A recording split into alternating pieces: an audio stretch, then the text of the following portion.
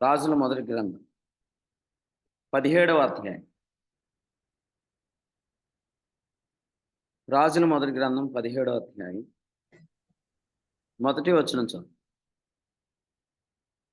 అంతట గిలాదు కాపురస్తుల సంబంధి తిష్బీయుడైన ఏలియా అహాబు నద్దకు వచ్చి, ఎవని సన్నిధిని నేను నిలువబడి ఉన్నాను, ఇశ్రాయేలు దేవుడైన యెహోవా జీవం తోడు, నా మాట ప్రకారము గాక ఈ సంవత్సరములలో మంచైనను వర్షమైనను పడదని ప్రకటించి. ప్రభునందు ప్రియులారా, చదవబడిన దేవుని వాక్యంలో ఏలియా మాట్లాడిన మాటలు మనం చాలాసార్లు చెప్పుకుంటూ ఉంటాం. ఈ పోర్షన్ని యాకోబు తన పత్రికలో 5:17లో రాస్తూ, ఇది నీతిమంతుని విజ్ఞాపన అని చెప్పాడు. నీతిమంతుని విజ్ఞాపన మనఃపూర్వకమైనదై బహుబలము గలదై ఉంటుంది అని చెప్పాడు. 5:16. అసలు ఒక మనుషుడు వర్షం పడదు అని చెప్తే వర్షం ఎందుకు పడదు? ఒక మనుషుడు వర్షం పడాలి అంటే వర్షం ఎందుకు పడుతుంది అంటే, దానికి కారణం సీక్రెట్ ఇక్కడే చెప్పాడు. అదేంటంటే, ఆ వ్యక్తి నీతిమంతుడని నమ్ముకుంటున్నాడు. ఇక్కడ చెప్పాడు నీతిమంతుడు విజ్ఞాపన అన్నాడు. ఇప్పుడు మనం అందరం నీతిమంతులమే, కానీ నేను నీతిమంతుణ్ణి అనే నిశ్చయతతో ప్రార్థించేసేవాడు ఒకడున్నాడు. అతని ప్రార్థన బహుబలం కలిగింది అని చెప్పాడు. దీని గురించి 17లో చెప్తూ ఏలియా మన వంటి స్వభావం గల మనుషుడే అన్నాడు. ఇక్కడ ఒక మాట చెప్పాడు, అతడు ఆసక్తితో ప్రార్థన చేశాడు అని. అతని యొక్క ఆసక్తి ఏంటి? అతని యొక్క ఆసక్తి ఏంటి? అతని యొక్క ఆసక్తి కరువు రావాలి అనటం అతని యొక్క ఆసక్తి. కరువు రావాలి అనటం అతని యొక్క ఆసక్తి కాదు. నేను ఇలా చెప్తాను.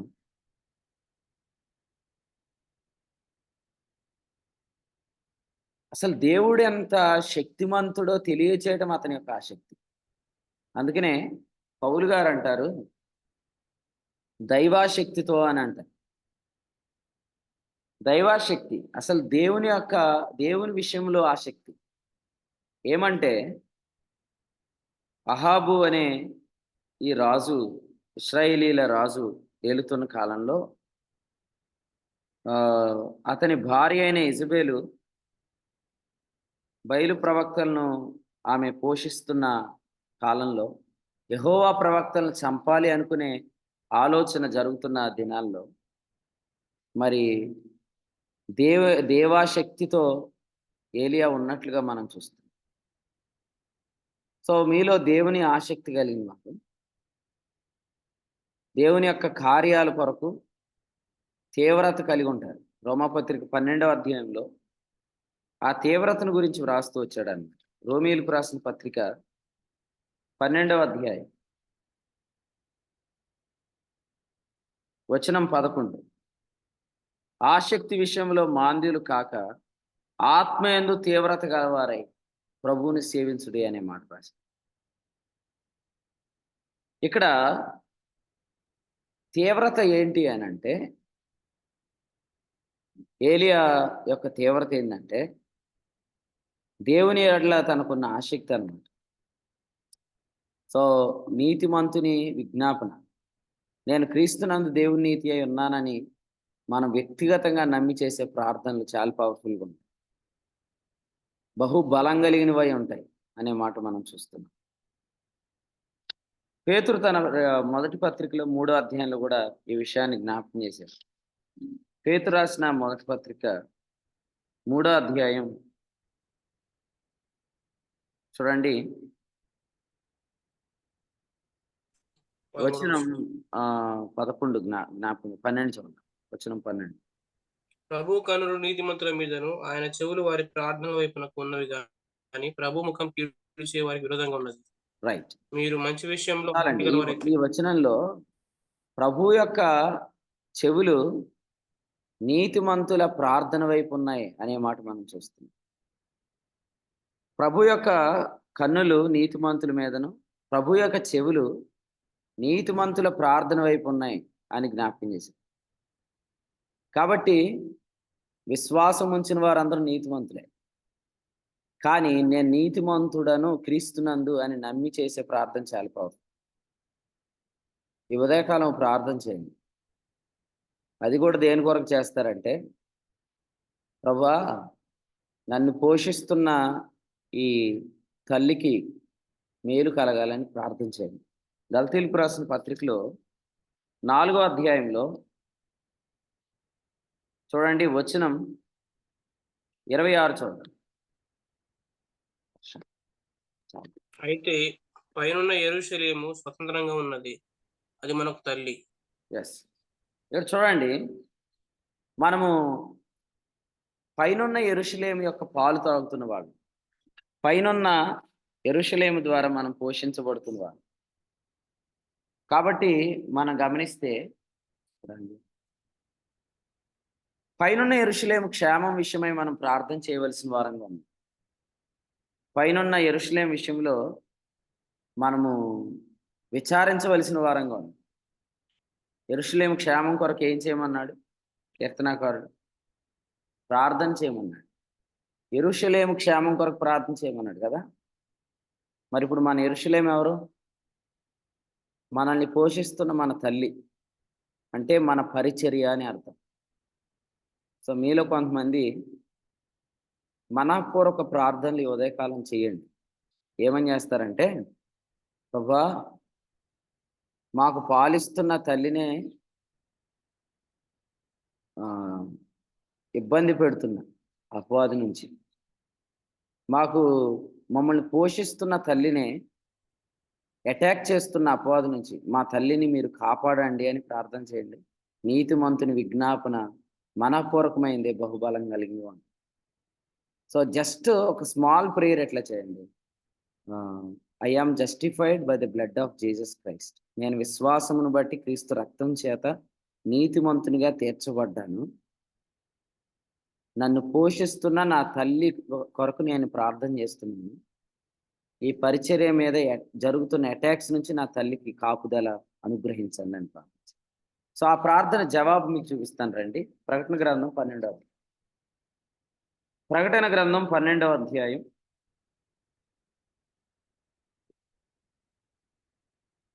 13వ వచనం చూడండి. ప్రకటన 12:13. ఆ ఘటసర్పము తాను భూమి మీద పడద్రోయబడి ఉండుట చూచి ఆ మగ శిశువును కన్న స్త్రీని హింసించెను. ఎస్, ఇప్పుడు హింస అంతా ఎవరికి చెప్పండి? హింస అంతా ఎవరికి? మనం చదివిన వచనాల ప్రకారం హింస అంతా ఎవరికి? స్త్రీ లేదా సంఘం అండి. అసలు నేను వాడిన పదం ఉంది అందులో. ఓకే, తల్లికి రైట్ ఆన్సర్. తల్లికి. ఇక్కడ మీరు చదవండి, ఆ మగ శిశువును కనిన స్త్రీ. ఎవరా స్త్రీ అంటే తల్లి. సో ఫస్ట్ అటాక్ దేని మీదకి అంటే పిల్లల మీదకి. కానీ పిల్లల్ని ఏమీ చేయలేని ఆ ఘటసర్పం ఏం చేస్తుంది? ఇప్పుడు తల్లి మీద పడింది. నేను ఈ అధ్యాయం ఎక్కడ చెప్పాను ఎవరని చెప్పండి? ప్రకటన గ్రంథం 12వ అధ్యాయం మీద వర్తమానం ఎక్కడ అందించాను?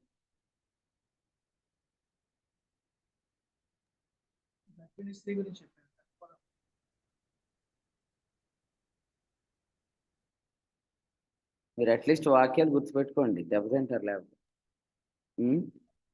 ఎప్పుడు ఏ వాగ్దానం వచ్చిందో, ఎప్పుడు ఏ ప్రవచనం వెళ్ళిందో కనీసం ప్రవచన కాలాన్ని గుర్తుపెట్టుకోండి. ప్రకటన గ్రంథం 12వ అధ్యాయం మీద ఇటీవల వర్తమానాలు ఎక్కడి నుంచి వచ్చినాయి? దయకుమారుల ఉత్సవాలు కూడా చెప్పారు ఒక మాట. అసలు ఈ అధ్యాయంలో చాలాసేపు మాట్లాడారు అక్కడ.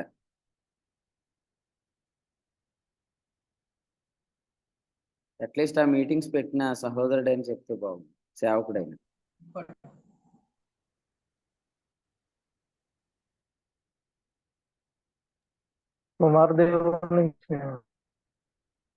పెంటపాడులో చెప్పిన వర్తమానం గర్భము ధరించిన స్త్రీ గురించి. అసలు ఎంతసేపు చెప్పాము ఈ ప్రసంగం గర్భము ధరించిన స్త్రీ గురించి. మీరు చూడండి, అసలు అపవాది యొక్క అటాక్ అంతా దేని మీద అంటే అక్కడ చెప్పాడు. వచనం 4వ వచనంలో ఆమె శిశువును మృంగివేయాలని అనుకున్నాడండి. అసలు ఈ తల్లి కనిన పిల్లల్ని మీరు చూడండి. అందరు గుర్తుపెట్టుకోండి. ఈ తల్లి కనిన పిల్లల్లో ఇశ్రాయేలీలు శేషం ఉంది.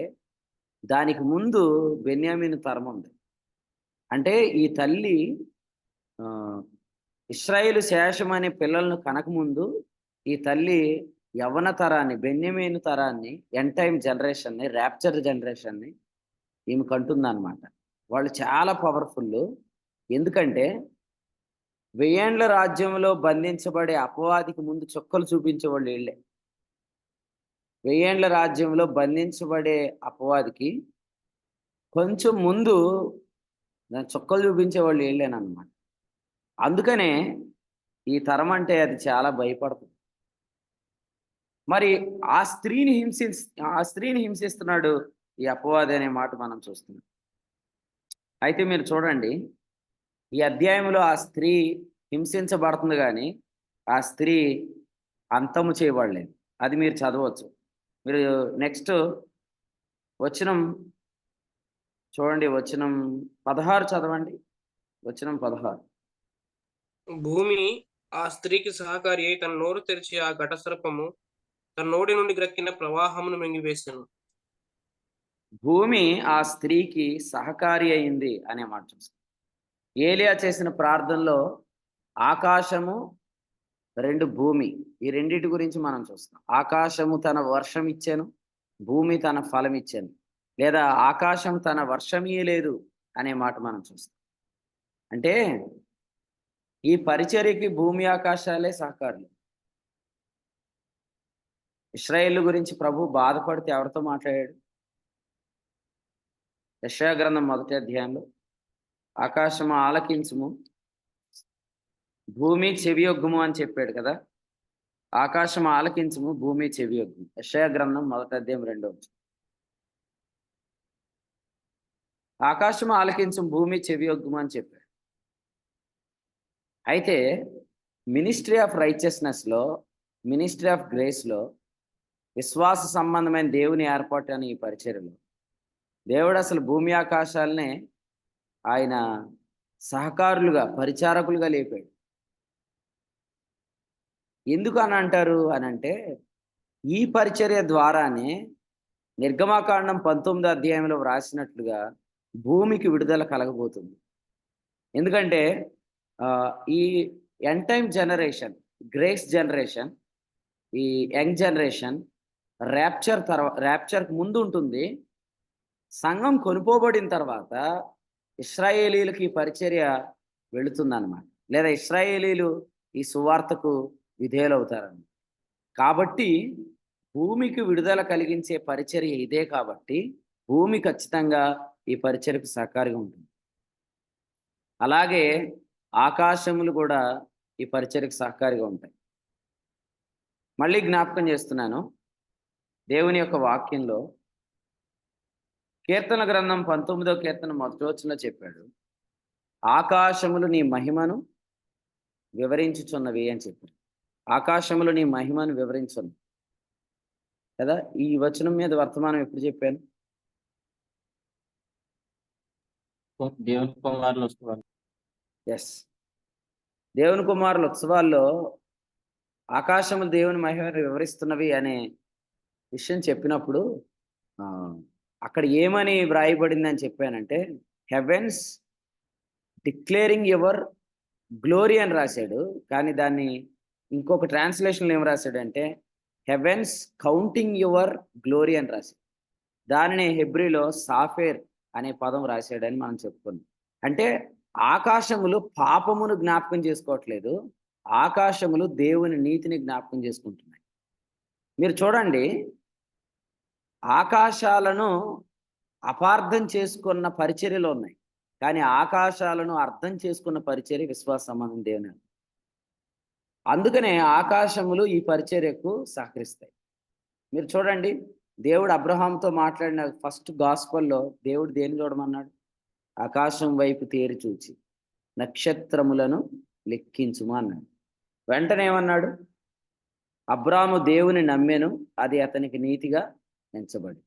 అంటే ఆకాశములు పాపాన్ని జ్ఞాపకం చేసుకోవట్లేదు. ఈ అధ్యాయంలో ఏలియా గురించి ఆ స్త్రీ ఏమనింది?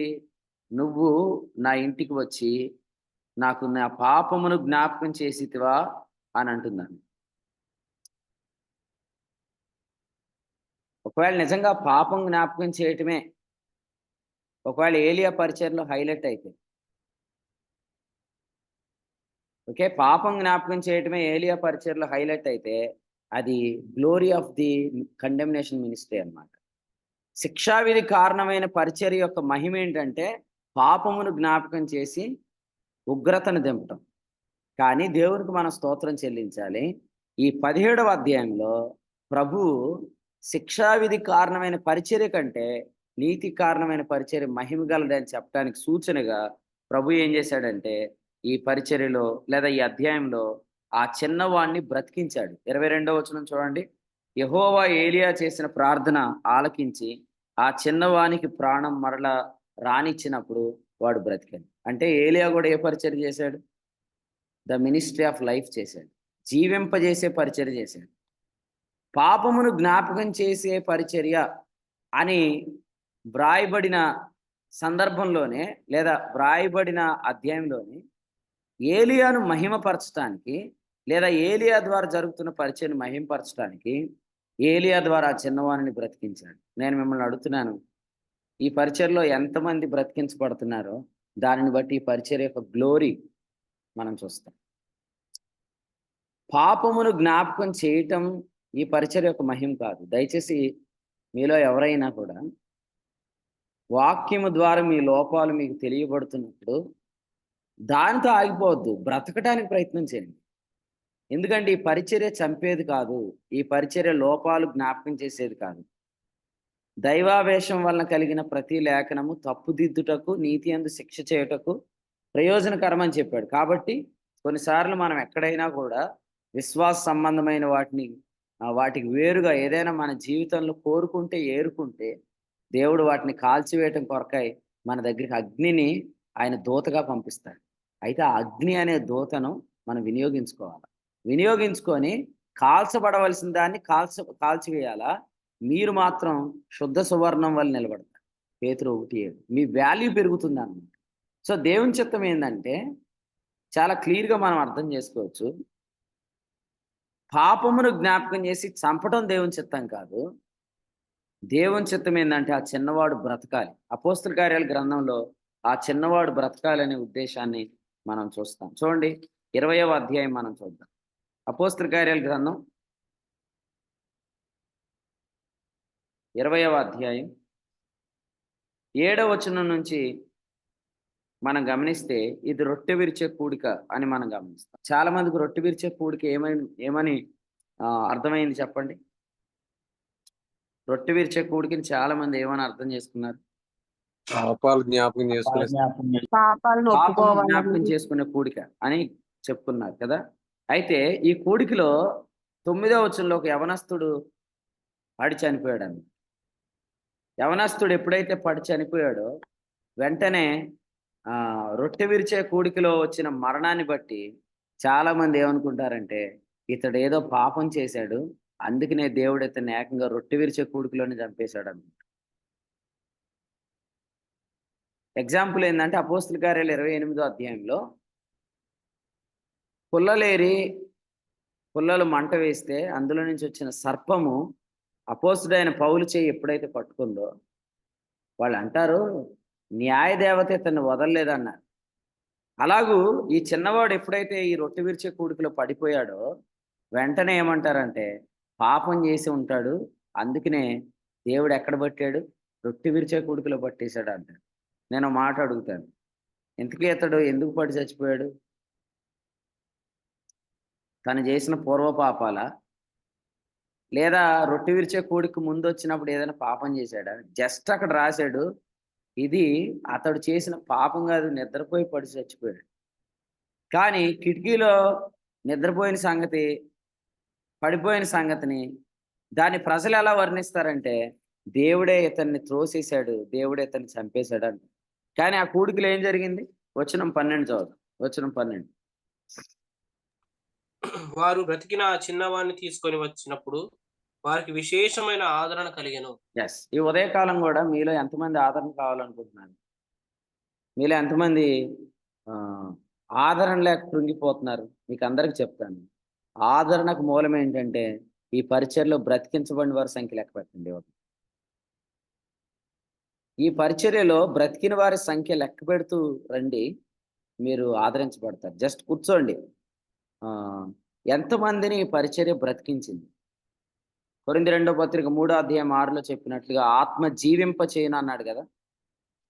మీరు ఎక్కువగా కృతజ్ఞత స్తుతులు ఎవరి గురించి చెల్లిస్తారు? బ్రతికిన ఆ చిన్నవాడు ఎవరో అనే ఈ క్వశ్చన్కి వచ్చిన ఆన్సర్స్లో ఎవరిని బట్టి మీరు ఎక్కువగా కృతజ్ఞత స్తుతులు చెల్లిస్తారు ఈ ఉదయకాలం? నా క్వశ్చన్ అర్థమైందా? పరిచర్య బ్రతికిన చిన్నవాడు ఆధారం కదా. బ్రతికిన వారి సంఖ్య లెక్క పెట్టండి, అందులో ఎవరు బ్రతికినందుకు మీకు చాలా ఆదరణ కలిగిద్దో చెప్పండి.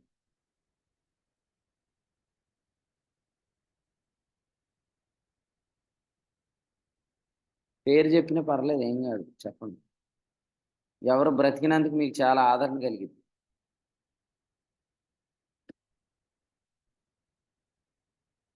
ఒకరి పేరు చెప్తే ఒకరికి ఇబ్బంది అండి, ఎందుకులే అదేదో మీరే చెప్పండి అంటే నేను చెప్తాను. అసలు నేను బ్రతికినందుకు నాకు చాలా ఆదరణ. మట్టుకు నేనే బతికినందుకు నాకు ఆదరణ. అది వ్యక్తిగతంగా ఈ పరిచర్య ద్వారా నేను ఎంత బ్రతికాను అనేది ఆధారం. సో అందుకనే 17వ అధ్యాయం మరణంతో ముగించబడలేదు, 17వ అధ్యాయము బ్రతికిన ఆ చిన్నవానితో ముగించబడింది. అలాగే అపోస్తుల కార్యాలు 20వ అధ్యాయంలో రొట్టె విరిచే కూడిక పడిపోయిన చిన్నవాడితో, చనిపోయిన చిన్నవాడితో ముగించబడలేదు, అది బ్రతికిన చిన్నవాడితో. కాబట్టి ఒకవేళ ఈ మీటింగ్లో ఎవరైనా జాయిన్ అయిన వాళ్ళు ఉంటే మీకు ఇలా చెప్తున్నాను, this is very powerful ministry. ఎందుకంటే ఇది బ్రతికించే పరిచయం. దీని యొక్క మహిమ లోపాలు జ్ఞాపకం చేసి చంపేది కాదు. లోపాలు జ్ఞాపకం చేసి చంపేదానికి కూడా ఏముంది?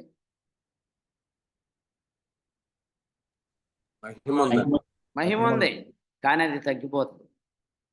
అందుకనే ఇప్పుడు చాలా పరిచర్యలు ఆల్రెడీ తగ్గుముఖం పట్టే అన్నమాట. 3వ అధ్యాయంలో రాసినట్లుగా దాని యొక్క అంతము తేరి చూడకూడదని చాలా మంది ప్రయత్నిస్తున్నారు. 12. నేను ఇలా అడుగుతాను, ఒక పరిచర్య యొక్క మహిమ తగ్గిపోతుంది అన్నప్పుడు, తగ్గిపోతుందన్న విషయం తెలియకుండా ఉండటానికి ఇప్పుడు వేస్తున్న ముసుగులేంటో చెప్పండి ఎవరైనా. మీరు ప్రాక్టికల్గా ఆలోచన చేసి, పరిచర్య యొక్క మహిమ తగ్గిపోతుంది అని తెలిసినప్పుడు దానిని ప్రజలు గుర్తించకుండా ఉండటానికి నేటి సేవకులు వేస్తున్న ముసుగులేంటి?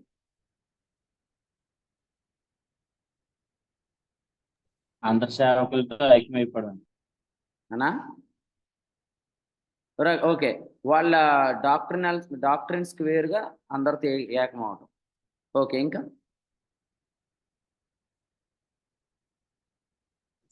వారికి ఉన్న టాలెంట్ బట్టి సంఘాలు నడిపించడం. ఓకే, సామర్థ్యంతో ముందుకు కొనసాగిపోతాం.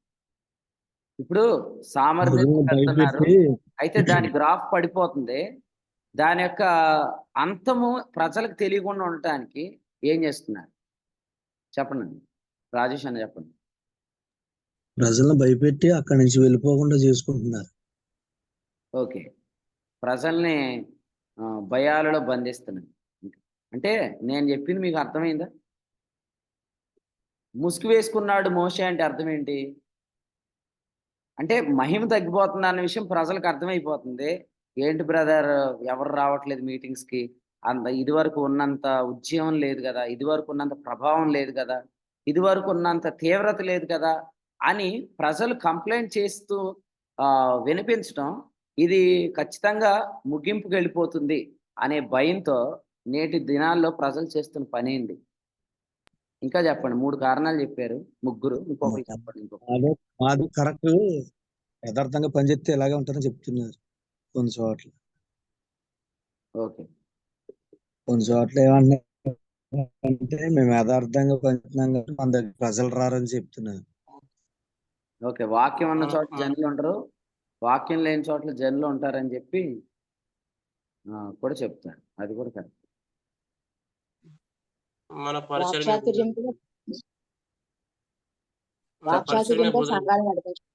ఎస్, సామర్థ్యంతో నడిపించడం, వాక్చాతుర్యంతో. ప్రశాంత్ నువ్వు ఏది చెప్పు? మన పరిచయం మీద బురద చల్లుతుంది. రైట్, అదొకటి. ఇక్కడ చెప్తాను, అంటే మీరు చాలా డెప్త్గా ఆలోచించారు నాకు తెలుసు. సింపుల్గా చెప్తాను. మహిమ తగ్గిపోతుంది అన్నప్పుడల్లా సభలు పెట్టేస్తున్నారు.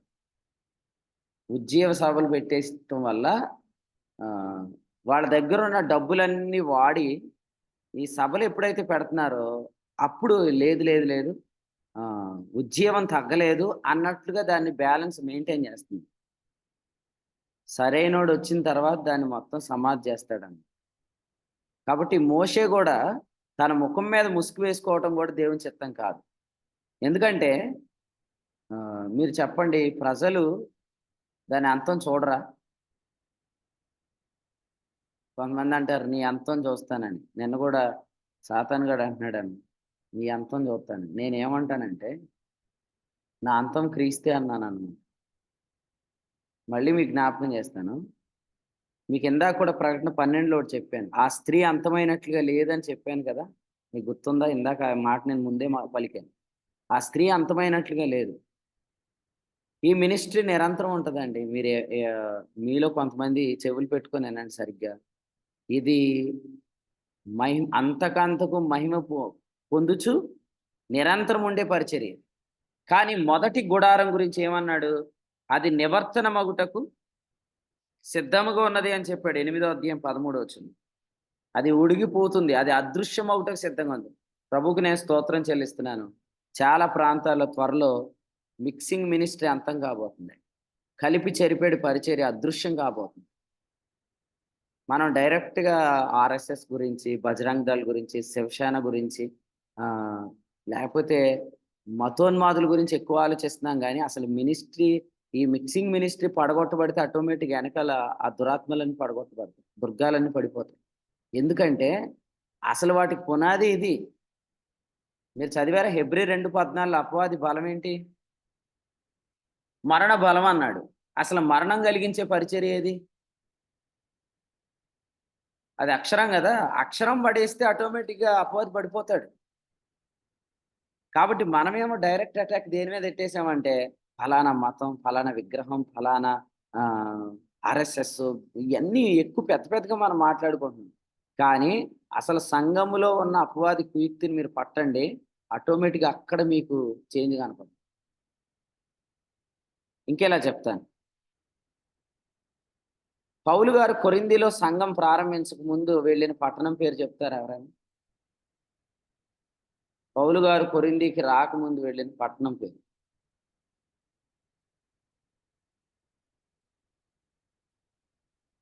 కొరింథీలో పౌలు గారు పరిచర్య స్టార్ట్ చేయకముందు ఈకోని అన్నారు. 14వ అధ్యాయం చెప్పారు.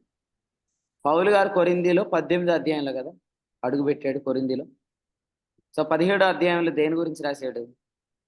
విగ్రహాల గురించి, ఏథెన్స్ గురించి. అంటే కొరింథీలోనికి పౌలు గారు వెళ్ళక ముందు ఆయన ఏథెన్స్ పట్టణంలోకి వెళ్ళి, ఏథెన్స్లో ఆ పట్టణం అంతా విగ్రహములతో నింపబడి ఉండటం చూసి ఆత్మ పరితాపం పట్టలేకపోయాడు. నేను కూడా ఇలా చెప్తాను. తూర్పుగోదావరి జిల్లాలో మన గోదావరి ప్రాంతం గుండా వెళ్తున్నప్పుడు మనం చూసేదంతా కూడా ఏంటంటే తూర్పుగోదావరి జిల్లా ప్రాంతం అంతా విగ్రహాలతో నింపబడింది.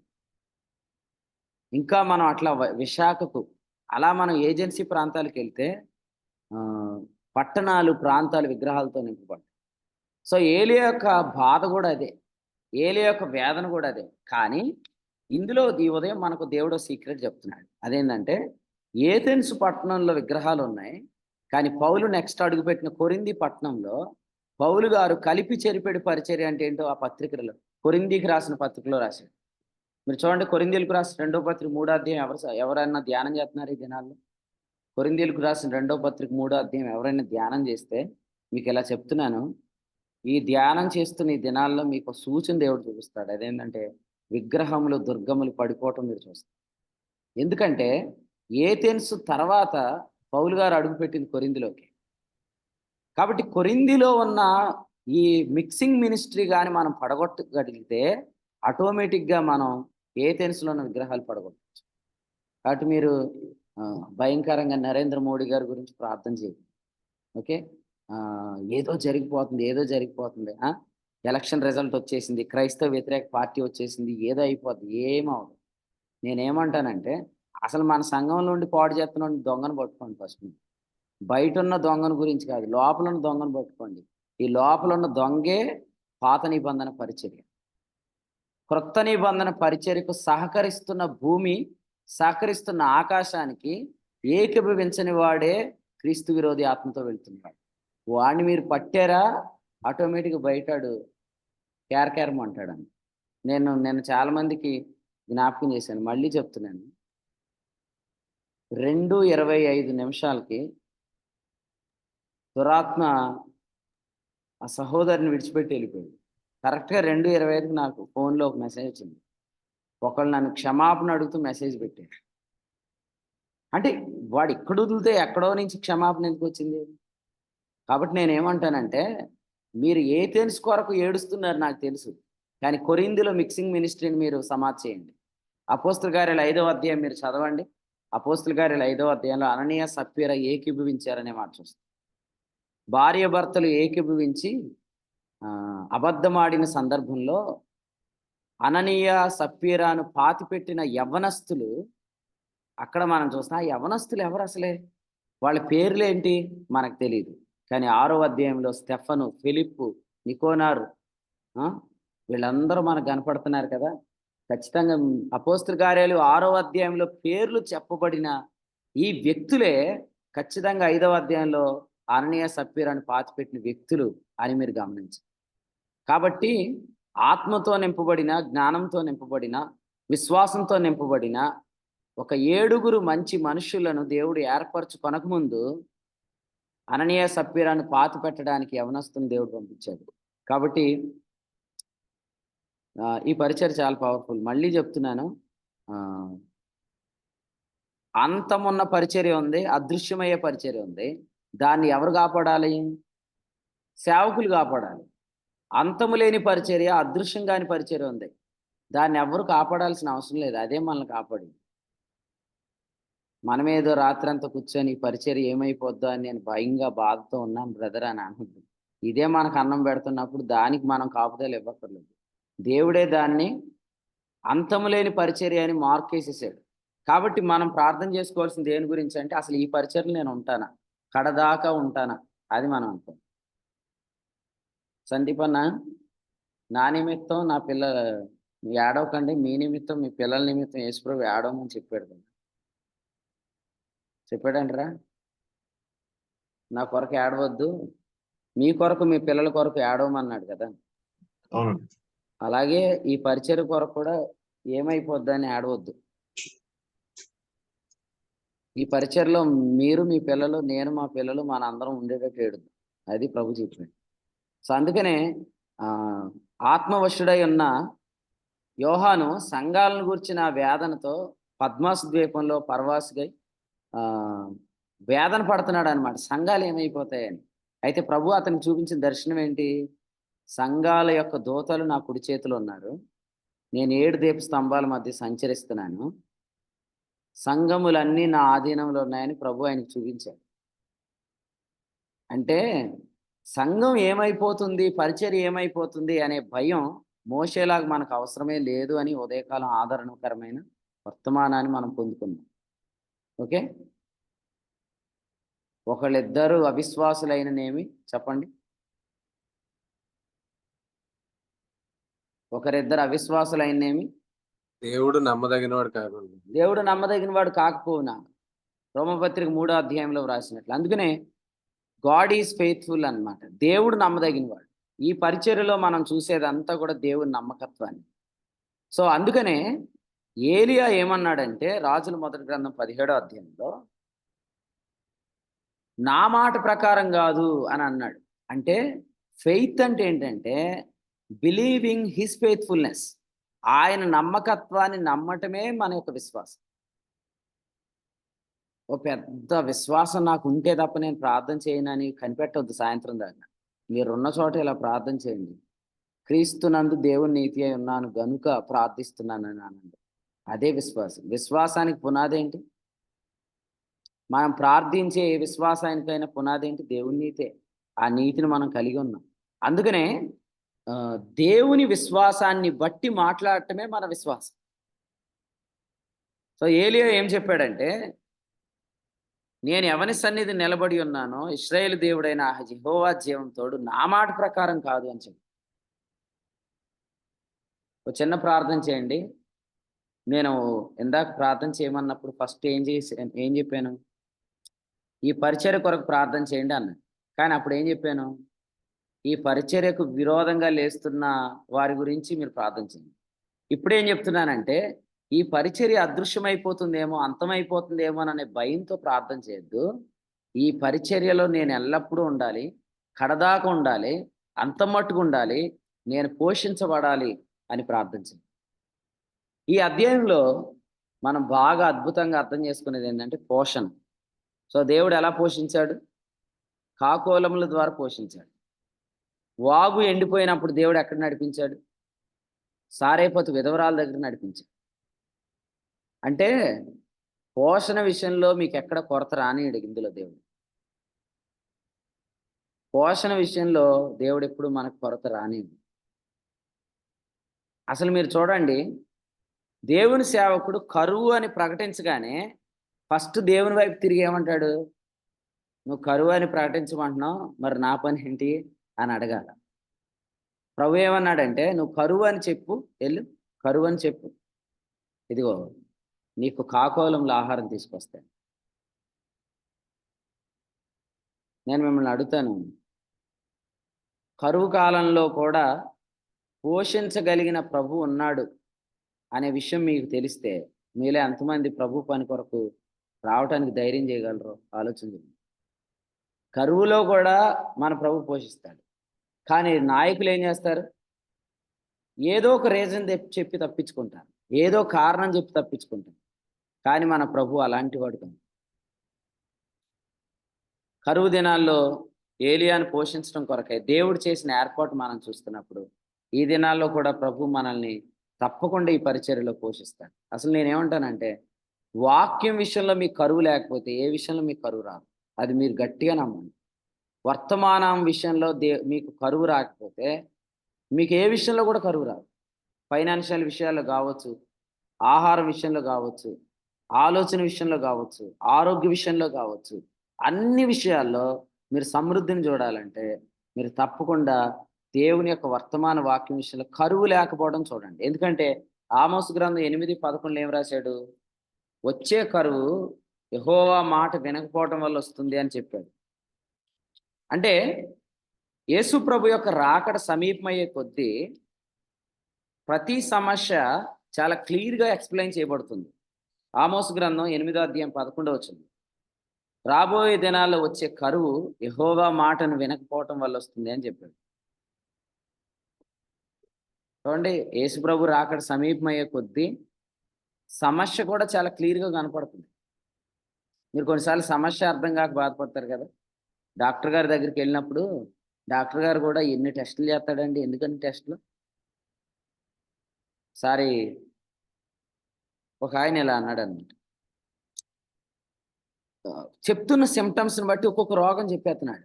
ఉదాహరణకి బక్కగా అయిపోతున్నామంటే షుగర్ ఉంటుంది అన్నాడు. తర్వాత కొంచెం కళ్ళు తిరుగుతున్నట్లు ఉన్నాయని అని అనగానే బీపీ ఉంటుంది అన్నాడు. తర్వాత చెవుల దగ్గర బాగా నొప్పి వస్తుందంటే ఇక్కడ ఏదైనా ఇన్ఫెక్షన్ ఉంటుంది అన్నాడు. అంటే ఒక్కొక్క సిమ్టమ్కి ఒక్కొక్క టెస్ట్ రాశాడు. మీరు అర్థం చేసుకోండి, ఇన్ని టెస్టులు ఎందుకు? అసలు ఆ సమస్య ఏంటో క్లియర్గా అర్థం కాక. కానీ క్రీస్తు రాకడ సమీపమయ్యే కొద్దీ ప్రాబ్లం అనేది చాలా క్లియర్గా ఎక్స్ప్లెయిన్ చేయబడుతుంది. ఇప్పుడు కరువు ఎందుకు వచ్చిందంటే కారణాలు ఎన్ని ఉండుంటాయి?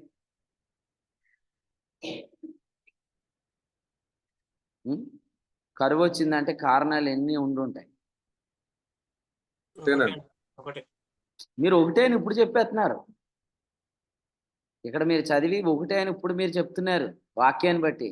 కరువు వచ్చిందంటే మనం ఆలోచించే రీజన్స్ చాలా ఉంటాయి. కానీ నీతి సూర్యుని ప్రత్యక్షత ఇశ్రాయేలుకు సమీపమవుతున్న దినాల్లో ఆమోసు గ్రంథంలో ఆయన ఏం చెప్పాడంటే 8:11లో కరువు రావటానికి కారణం ఒకటే అని చెప్పాడు. అంటే ఇప్పుడు మీరు సమస్యకి ఏ కారణం ఉంటుందా అని కూర్చొని ఎక్కువసేపు ఆలోచించే అవకాశం కూడా దేవుడు ఎవడో ఆ సమస్యకు మూల కారణం దేవుడు మీకు చెప్పేస్తాడు.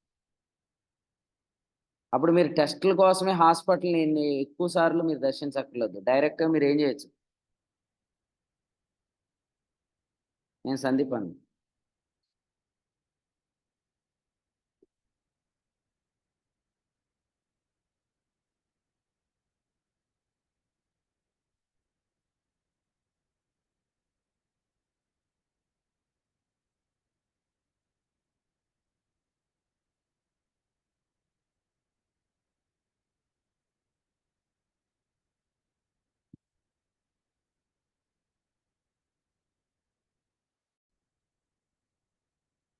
సందీప్ అని చెప్పాడు ఆన్సర్ ఇంతకీ చెప్పలేదండి. చెప్పలేదా? ఇప్పుడు టెస్ట్ అలా రూట్ కాజ్ బట్టి మనం ప్రార్థన చేయొచ్చు. నేను హాస్పిటల్ ప్రార్థన గురించి కాదులేండి. ఇప్పుడు టెస్ట్ల కోసం ఎక్కువ తిరిగే దినాలు తక్కువ అయిపోయి అసలైన విషయం అవును. బయటపడితే ఏం చేయొచ్చు? ట్రీట్మెంట్లోకి వెళ్ళిపోవచ్చు ఇక డైరెక్ట్. ట్రీట్మెంట్. సో ట్రీట్మెంట్ అనేది స్టార్ట్ అవడానికే చాలా మంది పేషెంట్కి లేట్ అయిపోద్దండి. ఈలోగా వాళ్ళ వ్యాధిని గుర్తించే లోపు పేషెంట్ చచ్చిపోతాడు. చాలాసార్లు ఇలాగే జరుగుతుంది. కానీ నేనేమంటానంటే ఈ దినం మీరు ఈ వాక్యాన్ని నమ్మండి.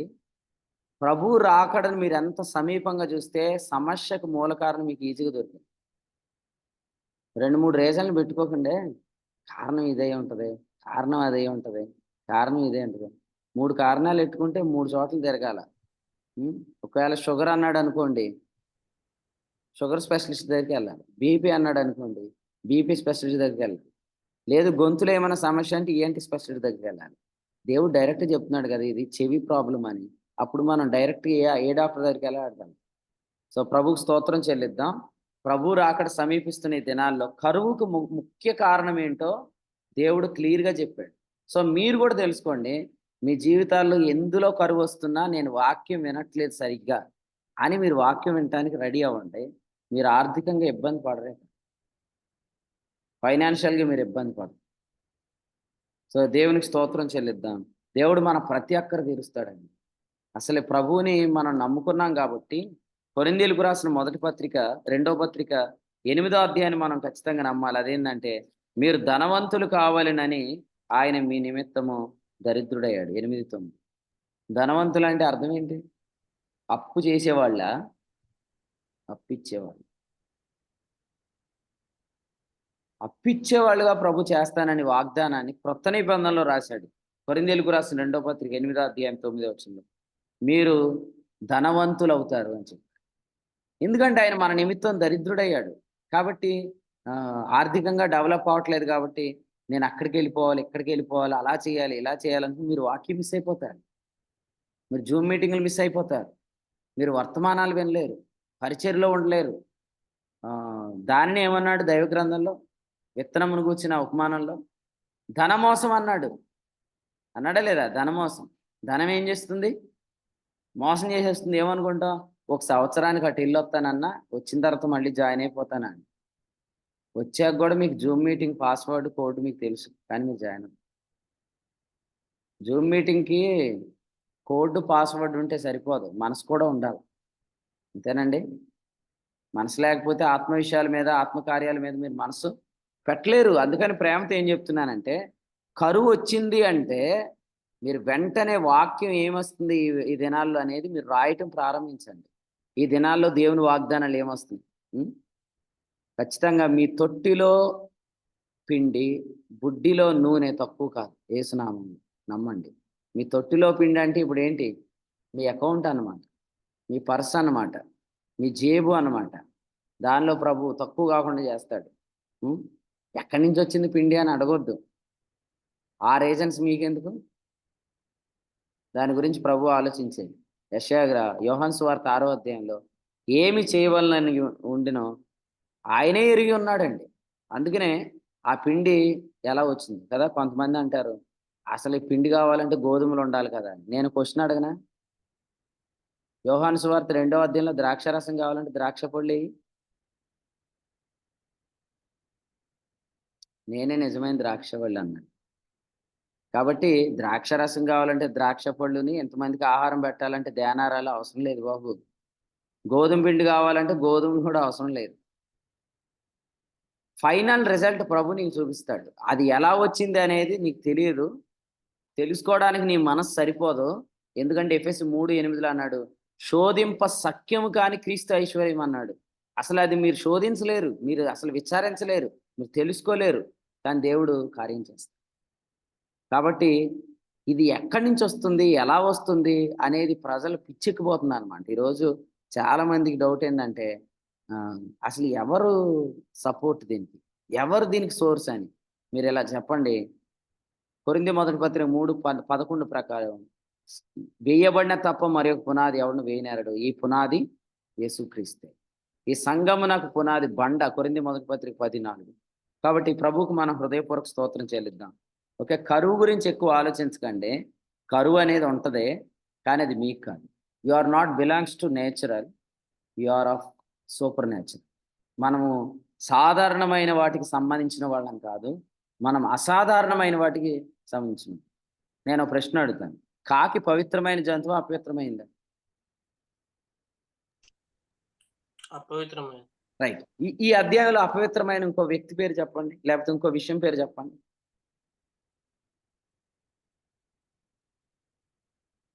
ఈ అధ్యాయంలో కాకి మాత్రమే కాకుండా అపవిత్రమైనది ఇంకోటి ఉంది, ఏంటి చెప్పండి? శవం. అబ్బాయి శవం. రైట్, బాగా గెస్ చేశాను. సారెపతి విధవరాలు స్త్రీ ఉంది కదా, ఆమె ఇశ్రాయేలీయురాలేనా? సీదోనీయురాలండి, అంటే అహాబు రాజు, యెజ్బేలు పట్టణం అండి. యెజ్బేలు. క్రొత్త నిబంధనలు యేసు ప్రభు ఆనందాన్ని చెప్పినట్టు, క్రొత్త నిబంధనలు యేసు ప్రభు ఏం చెప్పారు? ఇశ్రాయేలీల్లో అనేక మంది విధవరాళ్ళు ఉండినను అని అన్నాడు కదా. కాబట్టి ఇశ్రాయేలు సంబంధం కాని ఏదైనా కూడా వాళ్ళకి అపవిత్రమైంది. మీరు చూడండి, అపోస్తల కార్యాలు 10వ అధ్యాయంలో కొర్నేలి అనే అన్యజనుడి ఇంటికి పేతురు వెళ్లే ముందు అపవిత్రమైన వాటిని అన్నిటినీ కూడా భుజించమని ఒక దుప్పటి దిగి రావటం మనం చూస్తాం కదా. ఆ సందర్భంలో పేతురు ఏమంటాడు? నిషిద్ధమైనవి ఎన్నడూను నేను తినలేదంటాడు. అప్పుడు వెంటనే ప్రభు ఏమంటాడు? దేవుడు పవిత్రపరచిన వాటిని నువ్వు అపవిత్రంగా ఎంచొద్దంటాడు. సో మనం గమనించాల్సింది ఏంటంటే, పిల్లల దగ్గర తినేసే కాకి కూడా మాంసం తెచ్చింది. పిల్లల దగ్గర పప్పులు ఎత్తుకెళ్ళిపోయే కాకి కూడా ఏం తెచ్చింది? మాంసం తెచ్చింది. కాబట్టి కొన్నిసార్లు మీకు ఆశ్చర్యం అయిపోయే కార్యాలు ప్రభు చేస్తాడు. దేవుడే సమస్తాన్ని పవిత్రపరుస్తాడు, దేవుడే సమస్తాన్ని బాగు చేస్తాడు. సో దేవునికి మనం స్తోత్రం చెల్లిద్దాం. ఈ దినాల్లో మనం అర్హుల మీద, యోగ్యుల మీద, క్వాలిఫైడ్ మీద మనం మనసు పెట్టుకోవాల్సిన అవసరం లేదు. ఆ సమయానికి దేవుడే కొందరిని యోగ్యులుగా, పవిత్రులుగా, నమ్మకమైన వారిగా నిలబెట్టి మన పరిచర్లో లోటు లేకుండా చేసేస్తాం. కాబట్టి వాళ్ళు లేరు, వీళ్ళు లేరు, అవి లేవు, ఇవి లేవు అని మీరు ఎవ్వరు భయపడొద్దు. దేవుడు, మనం చూస్తాం బైబిల్లో, పరిశుద్ధ గ్రంథంలో కోరేషుకు ఆజ్ఞాపించాడు. కోరేషు ద్వారా ఆజ్ఞాపించాడు ఏమని? యెహోవా మందిరమును కట్టించండి అని. కాబట్టి దేవుడు ఎవరిని లేపుతాడో, ఎవరి ద్వారా పనిచేస్తాడు అనేది అసలు మీరు ఎవరు ఎక్స్పెక్ట్ చేయలేరు. నోవాహు సందర్భంలో పారిపోయిన కాకి ఏలియా సందర్భంలో మాంసం తీసుకొని ఏలియా దగ్గరికి వచ్చింది. కాబట్టి దేవుడు ఎంత వింత కార్యాలు మన జీవితాల్లో జరిగిస్తాడు. కాబట్టి ఈ వర్తమానం ఎంతమందిని ఆదరించిందో నాకు తెలియదు, కానీ నేనైతే ప్రభు పేరట ఇలా చెప్తున్నాను, తప్పకుండా ప్రభు మీ గురించి ఆలోచిస్తున్నాడు. నాకైతే ఈ ఉదయకాలం ఆదరణకరమైన ఒక వర్తమానం వచ్చింది. అదేంటంటే, ప్రభువు రాకడ సమీపించే ఈ దినాల్లో ఆయన రాకడ వెలుగులో సమస్యకు కారణాలు వెతకొద్దు, కారణాన్ని పట్టుకుంటాము. సో చాలా ఈజీగా ప్రాబ్లం ఫైండ్ అవుట్ చేస్తాం. సో ప్రాబ్లం ఫైండ్ అవుట్ అయిందంటే దేనికి స్టార్ట్ అయ్యింది?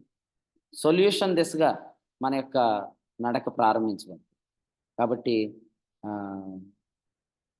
నేడు అనబడు సమయం సమస్యను కనుగొనటానికి వెచ్చించే సమయం కాదు, సమస్యకు పరిష్కారాన్ని మనం కనుగొనే సమయం అన్నమాట. సో ప్రభు ఈ సమయాన్ని మీ అందరి జీవితాలు అలాగూ దీవించును గాక. టైం ఎక్కువ వేస్ట్ చేసుకోకండి. ఆయన రాకడ సమీపంగా ఉన్న దినాల్లో, ఆయన రాకడ వెలుగులో మరింత ఎక్కువగా మీరు ప్రతి సమస్యకు పరిష్కారాన్ని ప్రభువులో పొందుకోవాలని ప్రభు తెలియచేస్తూ ఈ వర్తమానాన్ని ముగిస్తున్నాను. ఈ మహిమగల పరిచర్యలో పాలుపంపులు దయచేసిన దేవునికి మీరు హృదయపూర్వక స్తోత్రం చెల్లిస్తూ దేవుని నమ్మకత్వం మీద మీ విశ్వాసాన్ని పలుకుతూ తప్పకుండా వర్షం పడదని ప్రకటించండి. వర్షం పడాలని ప్రకటించండి. ఎందుకంటే భూమి ఆకాశాలు మీకు సహకారిగా ఉంటాయి. ఎందుకంటే ఈ పరిచర్యకు భూమి ఆకాశాలు ఆకాశములైన మహిమను వివరిస్తున్నాయి. భూమి మరి విడుదల పొందబోతుంది. అందుచేత ఈ పరిచర్య చాలా గొప్పది. మీరందరూ కూడా ఎండ్ టైం జనరేషన్ అని నేను నమ్ముతున్నాను. గ్రేస్ జనరేషన్ అని నమ్ముతున్నాను. ర్యాప్చర్ జనరేషన్ అని నమ్ముతున్నాను. మీరందరూ సమాధిలో పెట్టబడరు అని కూడా నేను చెప్తున్నాను. కాబట్టి సమాధి పెట్టుకేం కొలతలు ఇవ్వద్దు. మనం యేసుప్రభు రాగానే ఆయనతో ఉండబోతున్నాం. కాబట్టి సమాధుల గురించి ఏమి ఎక్కువ ఆలోచించకండి. డైరెక్ట్గా ఉన్న పాటును మనం ప్రభుని కలుసుకోబోతున్నాం. అటువంటి తరంలో దేవుడు మనల్ని ఉంచినందుకు ప్రభుకి మనం హృదయపూర్వక స్తోత్రం చెల్లిస్తూ ఈ తలంపులు దేవుడు ఇప్పుడే ఒక మాట చెప్పమన్నాడు, చెప్తున్నాను. ఏలియా కూడా చనిపోలేదు. ఓకే, ఏలియా కూడా చనిపోలేదు. కాబట్టి మీరు ఎవరు చనిపోరు, ప్రభువుని డైరెక్ట్గా కలుసుకుంటారు. కాబట్టి మీరు ఎక్కువ ఏదైనా ఒక సంఘంలోంచి బయటకు రావాలంటే కూడా అన్న మన సంఘానికి సమాధుల తోట ఉందా అని అడిగే వాళ్ళకి ఈ మాట చెప్పేయండి. మనకు సమాధుల తోటతో అవసరం లేదురా, డైరెక్ట్గా మనం ప్రభువుని కలుసుకునే తరం అని చెప్పి ప్రభు తలం మన కొరకే దీవించి. ఆమేన్. రాజుల మొదటి గ్రంథం 17వ అధ్యాయం ద్వారా దేవుడు తన దాసుని వాడుకొని అందించిన వర్తమానం బట్టి ప్రభుని స్తుతిస్తున్నాం.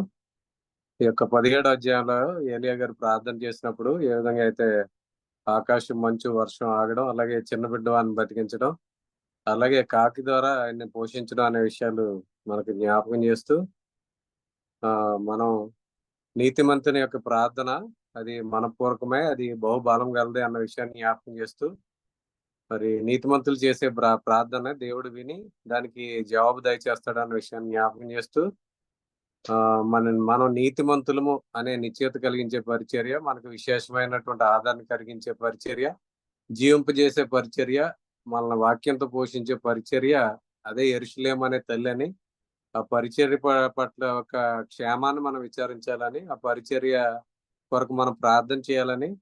కాబట్టి ఏ పరిచర్య ద్వారా అయితే మనం పోషించబడుతున్నామో ఆ పరిచర్య పట్ల మనం కృతజ్ఞత కలిగి ఉండాలన్న విషయాన్ని జ్ఞాపకం చేస్తూ మనకి అంతటా కరువు వచ్చినా సరే మనకు వాక్యం అనే కరువు లేకపోతే కనుక మన జీవితంలో కరువు ఉండదు, మనం పోషించబడతాము అన్న విషయాన్ని జ్ఞాపకం చేస్తూ వాక్యం అనే కరువు రాకుండా మనం చూసుకుంటే మన జీవితంలో కరువు అనేది ఉండదని, మనం అన్ని విషయాల్లో అభివృద్ధి చెందుతాం అన్న విషయాన్ని దేవుడు తన దాసుని వాడుకొని మన అందరికీ ఆదరణ కలిగించే మాటలు ఈ యొక్క వర్తమానాన్ని అందించారు.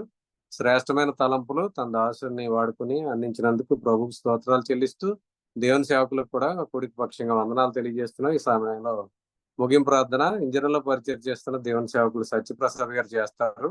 ఈ కూడికలో ఏ విధాలుగా సహకరించిన ప్రియులకు ప్రభునాలు వందనాలు తెలియజేస్తున్నాను. అలాగే ఇప్పటివరకు ఆసక్తిగా వర్తమానమైన ప్రియులకు కూడా ప్రభునాలు వందనాలు తెలియజేస్తున్నాను.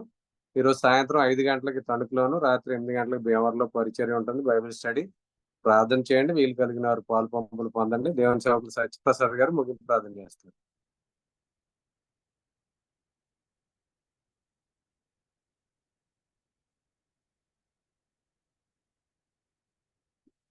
దేవుని సేవకులు లేనట్లయితే దేవుని సేవకులు భానుశ్రీ గారు ముగింపు ప్రార్థన చేస్తారు.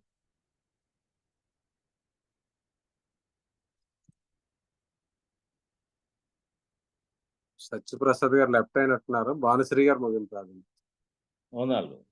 వందాలే స్తుతికి పాదుడా, స్తోత్రుడా, నమ్మదగిన దేవ యేసుక్రీస్తు ప్రభు నామాన్ని బట్టి ఈ ఉదయకాలం మీరు దయచేసిన ఈ సమయాన్ని బట్టి జూంపులో మమ్మల్ని చేర్చి నీ సన్నిధానంలో వాక్యం వినటానికి రాజుల మొదటి గ్రంథం 17వ అధ్యాయం నుంచి మీరు తీసుకొచ్చిన లేఖనాలను బట్టి మీరు తీసుకున్న స్వామి. మా ప్రభా నాయన 17వ అధ్యాయంలో ఏలియా గురించి మీరు మాట్లాడుతూ వచ్చారు. ఈ సంవత్సరం మంచైన వర్షమైనప్పుడు కానీ మా ప్రభా యాకోబు పత్రికలో 5వ అధ్యాయం 17వ వచనంలో ఆ శక్తితో మా ప్రభా ప్రార్థించాన్ని ఉదయకాలంలో జ్ఞాపకం చేశారు మా తండ్రి. మీరు రాసిన పత్రిక 12వ అధ్యాయం 11వ వచనంలో ఆ శక్తి విషయంలో మా అందిని కాకుండా ఉన్నాయి మా ప్రభా అయినా మా ప్రార్థన మీరు ఆలకిస్తాను పేతురు పత్రికలో మీరు జ్ఞాపకం చేస్తూ వచ్చారు. ఉదయకాలం మా తండ్రి మా ప్రభా మేము మా ప్రభువైన యేసుక్రీస్తు తన దారిద్ర్యం వల్ల మమ్మల్ని ధనవంతులు చేయాలని ఇష్టపడ్డారని అందుని బట్టి స్తుతిస్తున్నాం స్వామి. మమ్మల్ని పోషించడానికి కాకులు కూడా మీరు వాడుకున్నందుకు నీకు స్తోత్రం తెలుస్తున్నాం. మా ప్రభు మా పరిచర్య పాప జ్ఞప్తి తీసుకునే పరిచర్య కాదు కానీ విశేష ఆదరణ కలిగే పరిచర్య. మా ప్రభా అయినా ఉదయకాలం మీరు జ్ఞాపకం చేస్తూ వచ్చారు అనే వాక్యంతో ఇటు మాటల ద్వారా మేము మమ్మల్ని ఆదరించారు నీకు స్తోత్రం తెలుస్తున్నాం. మా ప్రభా మేము అంతకంతకు విశేషంగా ఆదరించబడుతూ ఈ వాక్యం చేత మేము జీవించే వారం కానీ ఈ లోకంలో మా ప్రభా నీ కొరకు సాక్షులుగా మా తండ్రి మరణ పునరుద్ధానాన్ని జ్ఞాపకం చేసుకొని మా ప్రభా పునరుద్ధారణ యేసుక్రీస్తు ప్రభువారు మా హృదయంలో మా చేస్తున్న కార్యాలను జ్ఞాపకం చేసుకుని మా తండ్రి ముందుకు సాగిపోవడానికి మీరు మా తెలిసిన ద్వారాలన్నింటిని బట్టి స్తుతిస్తున్నాం స్వామి. ఆటంకాలు అడ్డుగోడలు నాయన ఎన్నో మా ఎదుట వస్తున్నప్పటికీ మా ప్రభా పరిచర్యలో ఇది జీవించే పరిచర్యలని మా ప్రభు రాబోయే దినాల్లో మా తండ్రి నిలిపే పరిచర్యని మా ప్రభు ఆంధ్ర తెలంగాణ ప్రాంతంలో మా ప్రభు ఎన్ని వచ్చినా ఎన్ని మా పరిస్థితులు వచ్చినా నిలవటానికి మీ వాక్యం మాకు సత్యాన్ని మీరు ఇచ్చారని నీకు స్తోత్రం తెలుస్తున్నాం స్వామి. రెండు పరిస్థితులు తప్పిస్తూ వచ్చారు నీ దాసుని బలపరచడానికి స్తుతిస్తూ మా ప్రభా సాయంకాలం బైబిల్ స్టడీ కూడా సిద్ధపరచమని ఈ ఉదయకాలం వచ్చిన శ్రేష్ఠ సమయాన్ని బట్టి స్తుతిస్తూ ఆయన మా ప్రభా గుంపులో చేరిన వారందరిని బట్టి స్తుతిస్తూ మా ప్రభా శ్రేష్టమైన తలంపులు మా హృదయాల్లో ఈ దినవంతట్లో నుంచుటకు సహాయం చేయమని ఘనత మా ప్రభావాలు మీరే పొందమని క్రీస్తు యేసులో నిర్వహించున్నాం తండ్రి. ఆమేన్. వందనాలు. ఆమె ముగింపు ప్రార్థన చేసిన దేవుని సేవకులు భానుశ్రీ గారికి కొడుకులోని ప్రియులందరికీ వందనాలండి. ఒకరికొకరు వందనాలు తెలియజేసుకుని కొడుకు ముగింపు చేసుకుని అందరికీ వందనాలండి. అందరికీ వందనాలు. అందరికీ వందనాలండి. వాక్యాన్ని అందించిన అందరికీ వందనాలు. అందరికీ వందనాలు. అందరికీ అందరికీ వందనాలండి. అందరికీ వందనాలండి. అందరికీ వందనాలు. అందరికీ వందనాలండి. అందరికీ వందనాలు. అందరికీ వందనాలు. అందరికీ వందనాలండి. అందరికీ వందనాలు.